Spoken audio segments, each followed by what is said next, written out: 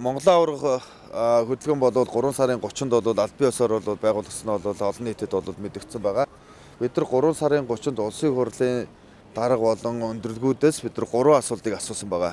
Түүнийхээ асуултынхаа хариултыг 4 сарын 4-нд тусгаар тогтнолын талбайд болоод авахар болоод тусгаж өгсөн байгаа. 4 сарын 4-нд бид нар тусгаар тогтнолын талбай дээр улсын хурлын өндөрлгүүд, улсын хурлын дарга болон төрийн өндөрлгүүдээс бид нар 3 асуултыг хариуг авъя гэхэд бол хариулт өгөөгүй.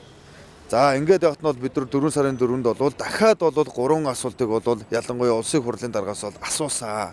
Ингээд энэ одоо сүүлийн асуусан 3 асуулт, өмнөх асуусан 3 асуулт энэ бүгд одоо 6 асуултын хариултыг бол бид нар 11-нд энэ талбай дээр бол авахар бол товолсон байгаа. Тэгэхээр бол өнөөдөр бол бид нар бол энэ Чингэлтэй дүүргийн засаг даргын тамгын газраас бол зөвшөөрөл авцсан. Энд бол санал асуулгаж ихсэл зүйлэн хийж болно гэдэг ингээд бол зөвшөөрөл авцсан, ингээд зөвшөөрлөөр үйл ажиллагаа явуулах гэж байгаамаа. Ингээд бол өглөөнөөс хойш бол одоо цагдаа нар нэлээд олноор хурж ирж бол хүч төрөмгийлж дээрээс нь бол бидрэг одоо тайцсуулахгүй мөн одоо хөгжим аппаратураа ажиллуулахгүй за одоо гэр ачуулахгүй гэх байдлаар бол бидний техник хэрэгслийг бол өглөөнөөс хойш бол хурааж явах хүч хэрэгжилж одоо ингээд авч явах иймэрхүү үйлдэл бол гарч байна.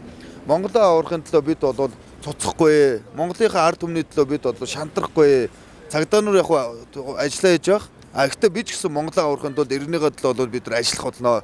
Тэгэхээр өнөөдөр Монголын аврахын төлөө, ирээдүйн төлөө, өр хүүхдийн төлөө монголчууд манаас та бүгдийг хилмигсдийн өшөөнд бидэнтэй цуг Монголын аврахын төлөө, Монголын аврах хөдөлгөөнтэй бас нэгдээрэй гэж бас та бүгдийг бас уриалмаар байна.